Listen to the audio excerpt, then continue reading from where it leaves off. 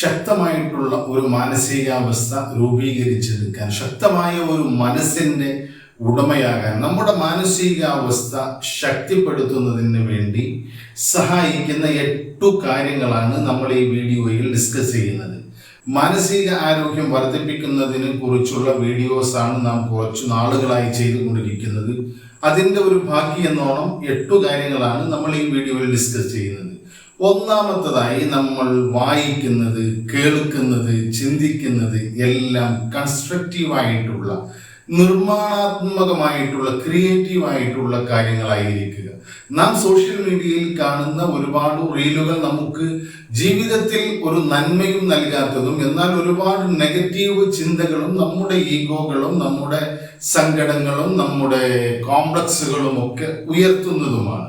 Real life stories, vlogs എന്നൊക്കെ പറഞ്ഞ് കേൾക്കുന്നത് സത്യത്തിൽ ഒന്നുമല്ല. നാം തെറ്റിദ്ധരിച്ചുകൊണ്ട് ഇതൊന്നും എനിക്കില്ലല്ലോ, ഇതൊക്കെ വലിയ, ഞാൻ ഇതൊന്നും ലഭിക്കാത്ത ഒരാളാണല്ലോ, ഇവരൊക്കെ വലിയ ഏതോ ലോകത്താണല്ലോ ജീവിക്കുന്നത് എന്നൊക്കെ രീതിയിലുള്ള നെഗറ്റീവായിട്ടുള്ള തോട്ട്സ് നമുക്ക് സമ്മാനിക്കും. മാത്രമല്ല, നമ്മുടെ ഒരുപാട് സമയം, നമ്മുടെ ക്രിയേറ്റീവായി ഉപയോഗിക്കേണ്ട ഒരുപാട് സമയം കൺസ്യൂം ചെയ്തു പോവുകയും ചെയ്യുന്നു. അതുകൊണ്ട് നാം വായിക്കുന്ന പുസ്തകങ്ങൾ, നാം കേൾക്കുന്ന കാര്യങ്ങൾ, നാം വാച്ച് ചെയ്യുന്ന റീൽസുകൾ, വീഡിയോസ് എല്ലാം കൺസ്ട്രക്റ്റീവായിരിക്കണം, ക്രിയേറ്റീവായിരിക്കണം. നമ്മുടെ ജീവിതത്തിൽ ഏതെങ്കിലും തരത്തിലുള്ള ഒരു നന്മ സമ്മാനിക്കുന്ന, ഉയർച്ചയ്ക്ക് സഹായിക്കുന്ന രീതിയിലുള്ള കാര്യങ്ങളായിരിക്കണം നാം കേൾക്കുന്നതും കാണുന്നതും നാം അനുഭവിക്കുന്നതുമെല്ലാം. അതുപോലെ നാം മനസ്സിലാക്കേണ്ടത്, നല്ല ആരോഗ്യമുള്ള ഒരു ശരീരത്തിലാണ് ആരോഗ്യമുള്ള ഒരു മനസ്സുണ്ടാകുക. ആരോഗ്യമുള്ള ഒരു ശരീരത്തിൽ മാത്രമേ നല്ല ചിന്തകളും നല്ല ഒരു മനസ്സും ഉണ്ടാകുകയുള്ളൂ. അതുകൊണ്ട് നമ്മുടെ ശാരീരിക ആരോഗ്യത്തെ മെച്ചപ്പെടുത്തുന്നതിന് വേണ്ടി റെഗുലറായിട്ട് നല്ല എക്സസൈസുകൾ ചെയ്യുക. എക്സസൈസ് ചെയ്യുമ്പോൾ നമ്മുടെ ശരീരത്തിൽ നമുക്ക് സന്തോഷം നൽകുന്ന, ഉന്മേഷം നൽകുന്ന, ഊർജം നൽകുന്ന ഹോർമോണുകൾ ഉൽപ്പാദിപ്പിക്കപ്പെടുന്നുണ്ട്. അതുകൊണ്ട് തന്നെ നാം റെഗുലറായിട്ട് മോർണിംഗ് എക്സസൈസുകൾ, നമ്മുടെ ശരീരം ഹെൽത്തി ആയിട്ട് ഇരിക്കുവാനുള്ള കാര്യങ്ങൾ നാം ചെയ്യുക.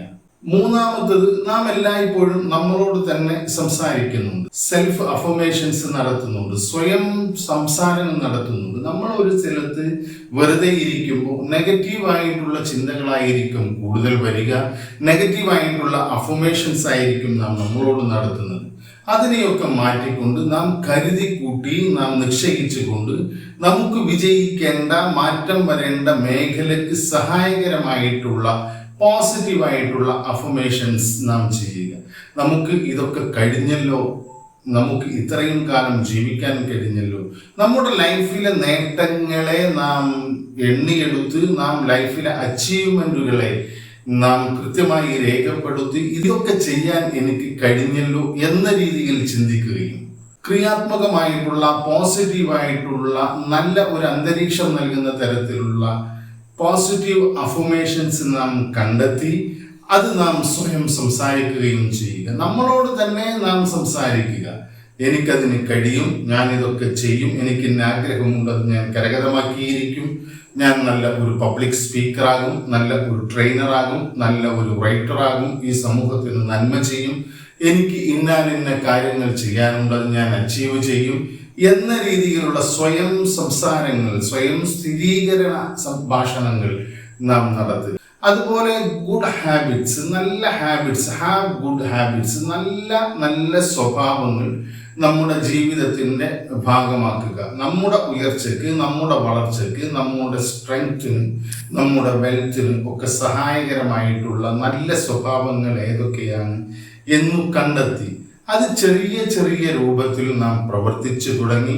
അത് റിപ്പീറ്റേറ്റീവായി നിരന്തരമായി നാം പ്രവർത്തിക്കുമ്പോൾ അത് നമ്മുടെ സ്വഭാവത്തിൻ്റെ ഭാഗമാകുന്നു. അതുകൊണ്ട് നല്ല സ്വഭാവങ്ങൾ നമ്മുടെ ജീവിതത്തിൽ നാം കരുതി കൂട്ടിക്കൊണ്ട് ഉണ്ടാക്കിയെടുക്കുക. നമ്മുടെ പല സ്വഭാവങ്ങളും ചെറുപ്പകാലങ്ങളിൽ നിന്ന് കിട്ടിയതോ അല്ല എങ്കിൽ നമ്മുടെ സബ് കോൺഷ്യസ് മൈൻഡിൽ അടിഞ്ഞുകൂടിയതോ നമ്മൾ അഡിക്റ്റ് ആയതോ ഒക്കെ ആയിട്ടുള്ള സ്വഭാവങ്ങളാണ്. അത് നമ്മുടെ ജീവിതത്തെ നന്മയിലേക്ക് നയിക്കുന്നതുണ്ടാകാം. അതുപോലെ തന്നെ നമ്മുടെ ജീവിതത്തിൽ മടിയും അസൂയയും അതുപോലെയുള്ള കാര്യങ്ങളുമൊക്കെ മറ്റുള്ളവരുമായി വെച്ച് പുലർത്തിക്കൊണ്ടുള്ള സ്വഭാവവുമായിരിക്കാം. അതിനെയെല്ലാം മാറ്റിക്കൊണ്ട് നല്ല നല്ല സ്വഭാവങ്ങൾ നാം അറിഞ്ഞ് പഠിച്ച് അത് നമ്മുടെ ജീവിതത്തിന്റെ ഭാഗമാക്കാൻ ശ്രമിക്കുക.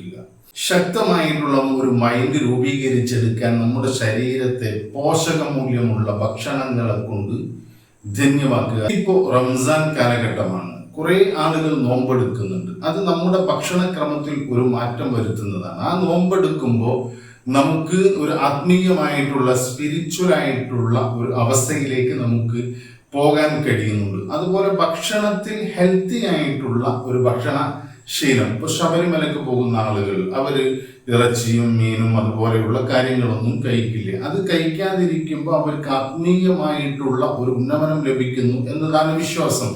അതുപോലെ നമ്മുടെ ജീവിതത്തിൽ മാറ്റം വരുത്താൻ, നമ്മുടെ ജീവിതത്തിൽ നല്ല ഒരു കരുത്തുറ്റ മനസ്സിന് ഉടമയാകാൻ ഒരു ഹെൽത്തി ആയിട്ടുള്ള ഫുഡ്, നമ്മുടെ ശരീരത്തിന് അനുയോജ്യമായിട്ടുള്ള, നമ്മുടെ ശരീരത്തിന് പോഷകങ്ങൾ നൽകുകയും ശക്തമാക്കിയെടുക്കുകയും ഒക്കെ ചെയ്യുന്ന, നമ്മുടെ ശരീരത്തിന് ആരോഗ്യകരമായ ഒരു അവസ്ഥ സമ്മാനിക്കുന്ന നല്ല രീതിയിലുള്ള ഒരു ഭക്ഷണ സംസ്കാരം നാം ഉണ്ടാക്കിയെടുക്കുക. അതും നമ്മുടെ മനസ്സിനെ സാരമായി ബാധിക്കും. നമ്മുടെ മനസ്സിനെ പോസിറ്റീവായ രീതിയിൽ മുന്നോട്ട് കൊണ്ടുപോകാൻ സഹായിക്കുന്ന രീതിയിലുള്ള ഹെൽത്തി ആയിട്ടുള്ള ഒരു ഫുഡ് കൾച്ചർ നാം രൂപീകരിച്ചെടുക്കുക. ആറാമതായിട്ടുള്ള ഒരു കാര്യം എന്നത് ക്ലീൻ യുവർ മൈൻഡ്. നമ്മുടെ മനസ്സിനെ നാം ക്ലീൻ ചെയ്യുക, വൃത്തിയാക്കുക. നാം പലപ്പോഴും രണ്ടു നേരം കുളിക്കാറുണ്ട് നമ്മുടെ ശരീരത്തിലെ അഴുക്കുകളെ മാറ്റിയെടുക്കുന്നതിന് വേണ്ടി. എന്നാൽ നമ്മുടെ മനസ്സിനെ ആരും അങ്ങനെ ശ്രദ്ധിക്കാറില്ല. നമ്മുടെ മനസ്സിനെയും ക്ലീൻ ആക്കണം. അസൂയ, വെറുപ്പ്, ഈഗോസ്, കോംപ്ലക്സ് തുടങ്ങിയിട്ടുള്ള ഒരുപാട് അഴുക്കുകൾ കാലക്രമേണ നമ്മുടെ മനസ്സിൽ അടിഞ്ഞുകൂടും. നമ്മൾക്ക് ചിലപ്പോൾ മറ്റുള്ളവരോട് വെറുപ്പ് തോന്നും, വിദ്വേഷം തോന്നും, അസൂയ തോന്നും, അതുപോലെ അഹങ്കാരം തോന്നിയേക്കാം.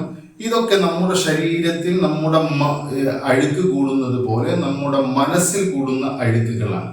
ഇതിനെയൊക്കെ നമ്മളൊന്ന് ക്ലീൻ ചെയ്യണം. നമ്മൾ ഡെയിലി 2 നേരം കുളിച്ച് നമ്മുടെ ശരീരത്തെ വൃത്തിയാക്കുന്നത് പോലെ 2 നേരം തന്നെ നമ്മുടെ മനസ്സിനെ ക്ലീൻ ചെയ്യണം. രാത്രിയിൽ കിടന്നുറങ്ങുന്ന സമയത്ത് അന്ന് നമുക്ക് ആരോടെങ്കിലും വെറുപ്പ് തോന്നിയിട്ടുണ്ട് എങ്കിൽ ആ വെറുപ്പിനെ ഇല്ലായ്മ ചെയ്യണം. ഒരുപക്ഷെ അവർ ചെയ്ത തെറ്റിന്റെ പേരിൽ, അവർ ചെയ്ത ദ്രോഹത്തിന്റെ പേരിലാകാം അവരോട് നമുക്ക് വെറുപ്പ് ഉള്ളത് എങ്കിൽ പോലും നാം ആലോചിക്കുക, നമുക്ക് വെറുപ്പുള്ള ആ വ്യക്തി സുഖകരമായി സന്തോഷകരമായി അവന്റെ ലൈഫ് ജീവിച്ചു കൊണ്ടിരിക്കുന്നു. അതിന്റെ പേരിൽ ആ വ്യക്തിയോടുള്ള വെറുപ്പിന്റെ പേരിൽ നമുക്ക് സങ്കടം വരുന്നു, നമുക്ക് ദുഃഖം വരുന്നു, ദേഷ്യം വരുന്നു, നമുക്ക് ഉറക്കില്ലാത്ത അവസ്ഥ വരുന്നു, നമ്മൾ മാനസികമായി ശാരീരികമായി തകരുന്നു. അതിനു പകരം അദ്ദേഹത്തോടുള്ള, ആ വ്യക്തിയോടുള്ള വെറുപ്പ്, വിദ്വേഷം, അസൂയ ഇതൊക്കെ നമ്മൾ മാറ്റിക്കൊണ്ട് ഒരു എമ്പതറ്റിക് ആയിട്ടുള്ള ഒരു കാഴ്ചപ്പാടിലൂടെ നോക്കി അതിനെല്ലാം മാറ്റിക്കൊണ്ട് നമ്മുടെ മനസ്സിൽ അടിഞ്ഞുകൂടിയിട്ടുള്ള ഇത്തരം മാനസികമായിട്ടുള്ള അഴുക്കുകളെ നാം ക്ലീൻ ചെയ്യാൻ ശ്രമിക്കുക. മറ്റൊന്ന് ഗുഡ് റിലേഷൻഷിപ്പാണ്. നമ്മളുമായി സൗഹൃദത്തിലുള്ള ആളുകളെ, ആ സൗഹൃദത്തെ കൃത്യമായി മാനേജ് ചെയ്ത് കൊണ്ടുപോകാൻ നാം പഠിക്കുക. ആ നല്ല ബന്ധങ്ങളെ നല്ല രീതിയിൽ ഉപയോഗപ്പെടുത്താനും നല്ല രീതിയിൽ അതിനെ വളർത്തിയെടുക്കാനും ശക്തിപ്പെടുത്താനുമുള്ള കാര്യങ്ങൾ നമ്മൾ ചെയ്യണം. ഒരുപാട് റിലേഷൻഷിപ്പ് നമുക്കുണ്ടാകാം. ആ റിലേഷൻഷിപ്പിനകത്ത് വരുന്നതാണ് നമ്മുടെ കുടുംബം, നമ്മുടെ അയൽവാസികൾ, സുഹൃത്തുക്കൾ, കൂടെ ജോലി ചെയ്യുന്നവർ, മറ്റു സൗഹൃദങ്ങൾ. ഇതെല്ലാം നമുക്ക് വളരെയധികം ഗുണകരമായ രീതിയിൽ കൊണ്ടുപോകുകയും അതിനെ ഒരു ഹെൽത്തി ആയിട്ടുള്ള റിലേഷൻഷിപ്പായി മുന്നോട്ട് പോകുമ്പോൾ നമ്മുടെ ജീവിതത്തിൽ നമുക്ക് വിജയിക്കാൻ സഹായിക്കും എന്നതിനപ്പുറത്ത് നമുക്ക് നല്ല ഒരു മാനസികാവസ്ഥ സൃഷ്ടിച്ചെടുക്കാനും ശക്തമായ കരുത്തുള്ള കോൺഫിഡൻസ് ഉള്ള ഒരു മൈൻഡ് സെറ്റ് രൂപീകരിച്ചെടുക്കാനും നമുക്ക് സഹായിക്കും. 8ാമതായി നാം മനസ്സിലാക്കേണ്ടത്, ഒരു ലക്ഷ്യമില്ലാതെ ഒരു ഗോളുമില്ലാതെ എന്ത് ചെയ്യണമെന്നറിയാതെ ജീവിക്കുന്ന ആളുകൾക്കാണ് ഈ മൈൻഡ് ഡിസോർഡർ ആയിക്കൊണ്ട് പോകുന്നത്. അവർക്ക് തങ്ങളുടെ ജീവിതത്തിൽ ഒരു നിയന്ത്രണവും ഇല്ല. നേരം വെളുക്കുന്നു, വൈകുന്നേരമാകുന്നു, എണീക്കുന്നു, അങ്ങനെ കുറെ കാര്യങ്ങൾ ചെയ്യുന്നു, ജോലിക്ക് പോകുന്നു, കിട്ടുന്നു, ശമ്പളം കിട്ടുന്നു, അത് എത്ര കിട്ടിയെന്ന് കണക്കില്ല, അത് ചിലവാക്കുന്നു, എത്ര ചിലവാക്കിയെന്ന് കണക്കില്ല, എത്ര സമയം എവിടെയൊക്കെ ചിലവാക്കിയെന്ന് യാതൊരു കണക്കുമില്ല. അങ്ങനെ ജീവിതത്തിന്റെ ഒരു നിയന്ത്രണവും ഇല്ലാതെ പോകുന്നതിന്റെ മെയിൻ ഒരു കാരണം ജീവിതത്തിൽ ഒരു ലക്ഷ്യമില്ലാത്തതാണ്. അതുകൊണ്ട് ജീവിതത്തിൽ ഒരു ലക്ഷ്യബോധത്തോടു കൂടി മുന്നോട്ട് പോവുക. എനിക്ക് ഇന്ന കാര്യം കരസ്ഥമാക്കണം, എനിക്ക് ഇന്ന ആഗ്രഹമുണ്ട്, ആ ആഗ്രഹം ഇന്നതാണ്, അതിനെ ഞാൻ ഇത്ര നാൾ കൊണ്ട് ഞാൻ അച്ചീവ് ചെയ്യും എന്ന രീതിയിൽ ഒരു ലക്ഷ്യബോധം വെച്ചുകൊണ്ട് മുന്നോട്ട് പോകുക. യാതൊരു ലക്ഷ്യവുമില്ലാതെ ജീവിതം ജീവിച്ചു പോകുന്നതിനനുസരിച്ച് നാം കാലം നേരം വെളുക്കുകയും വൈകുന്നേരമാകുന്നതിനനുസരിച്ച് ഇങ്ങനെയൊക്കെ അങ്ങനെ ജീവിച്ചു പോട്ടെ എന്ന് കരുതി ജീവിക്കുന്നവരുടെ മാനസികാവസ്ഥ വളരെ മോശമായിരിക്കും, വീക്കായിരിക്കും. അതുകൊണ്ട് ശക്തമായിട്ടുള്ള ഒരു മാനസികാവസ്ഥ രൂപീകരിച്ചെടുക്കാൻ നല്ല ഒരു ഗോൾ സെറ്റ് ചെയ്യുക. ഇങ്ങനെ ഈ 8 കാര്യങ്ങൾ നമ്മുടെ ജീവിതത്തിന്റെ ഭാഗമാക്കിയാൽ നമുക്ക് ശക്തമായിട്ടുള്ള ഒരു ക്രിയേറ്റീവായിട്ടുള്ള ഒരു മാനസികാവസ്ഥ രൂപീകരിച്ചെടുക്കാൻ, ശക്തമായ ഒരു മാനസികാരോഗ്യമുള്ള ഒരു വ്യക്തിയായി മാറാൻ നമുക്ക് കഴിയട്ടെ എന്ന് ആത്മാർത്ഥമായി ആഗ്രഹിച്ചുകൊണ്ട് മറ്റൊരു പോസിറ്റീവായ വിഷയവുമായി അടുത്ത വീഡിയോയിൽ കാണുന്നത് വരെ നന്ദി, നമസ്കാരം.